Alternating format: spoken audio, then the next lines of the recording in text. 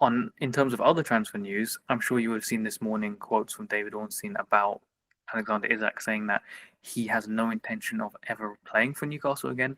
And I find that really interesting because over the weekend there were some reports suggesting that Bradley Barcola of PSG could be an alternative target for Liverpool. However, with Isak seemingly determined to come to Anfield, it just seems a bit confusing at this moment. So where are we with Isak? Because this surely has to be resolved sooner rather than later. Yeah, well, the Barcola stuff was being played down quite firmly, really, by Liverpool, which made me think, at this very moment, there's not quite legs in that. Maybe we get towards the end of the window and Newcastle have somehow held on to Isak and Liverpool do pivot there because no question he's a player they like.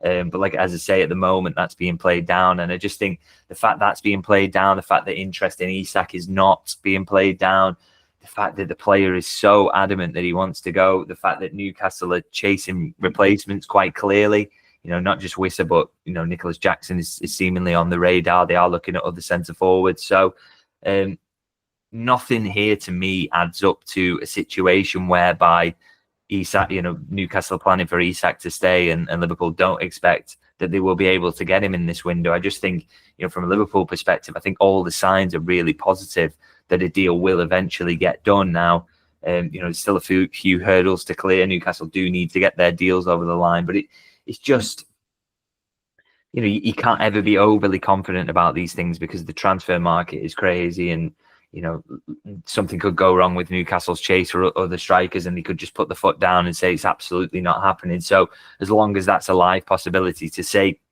concretely that one thing will happen or the other thing would happen, it would be silly. But I just, like I say, all the signs for me at the moment is that is the direction of travel, that eventually, Newcastle will relent and they will get alternatives in and allow Isak to leave.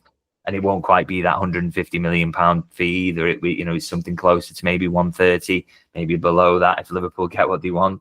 So that to me still feels like the direction of travel because, if the player's not going to relent in any ways, all that talk that came out yesterday, and I was skeptical about it, I have to say, about the idea that he could be rehabilitated and reintegrated back into the squad. I was very skeptical about that. And I just think that reporting today has just made clear that's not an option. So I still think we're heading towards a situation whereby Isak ends up at Liverpool by the end of the window. But, one of the factors to consider in terms of dragging it out a little bit is that I'm pretty sure that Newcastle won't want it done by the 25th, which is when obviously Liverpool play them. So, maybe there's a little bit left to rumble in this one, but I still feel that we're heading towards a situation where he ends up as a Liverpool player.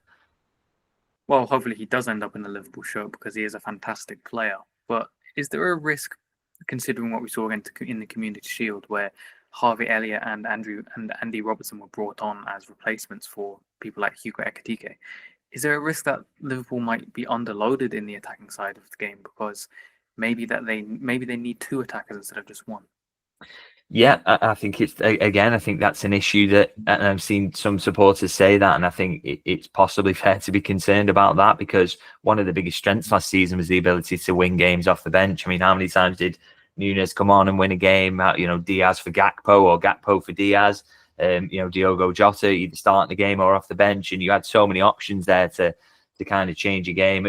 Not even mentioning Chiesa there, and Elliott himself won an awful lot of games off the bench as well and was key in those moments. So it feels like they're going to go into this season with fewer options to be able to call upon off the bench, and that was really underlined by the Community Shield because they basically have three senior forwards in Rio and Gamoa, and those three senior forwards started the game, and therefore the bench was looking like Chiesa and Elliott as your attacking options. Well, both of them are probably going to be out the door by the end of the window. I'd be very surprised if they're not. So, it's a strange situation. Is Isak enough on his own to solve that? So, I think Liverpool's thinking on this, and this is my understanding on it really, is that one of the things that Slot prizes really is the idea that he's got versatility there. So the ability, I'm pretty convinced at some point we're going to see Wirtz off the left because I don't think they want to put too much pressure on Ngamoa, albeit he will play more than people maybe expect.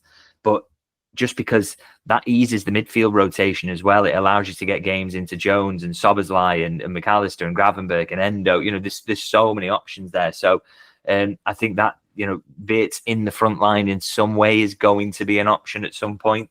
I mentioned Engamoa, like I say, I think he's going to play more than people maybe expect because he's seriously special talent.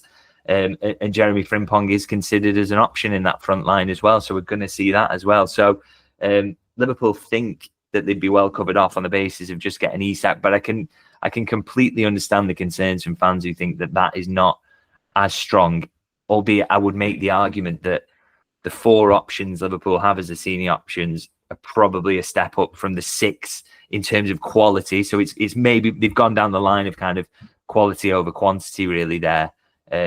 Now, whether that works out over a long 50-odd game season, the proof will be in the pudding. But it's an interesting decision and one that Liverpool thinks has some logic to it. And I think we will see that tested outside of a really big surprise late in the window, like the addition of a winger. But as I said, at the moment, I personally don't expect that.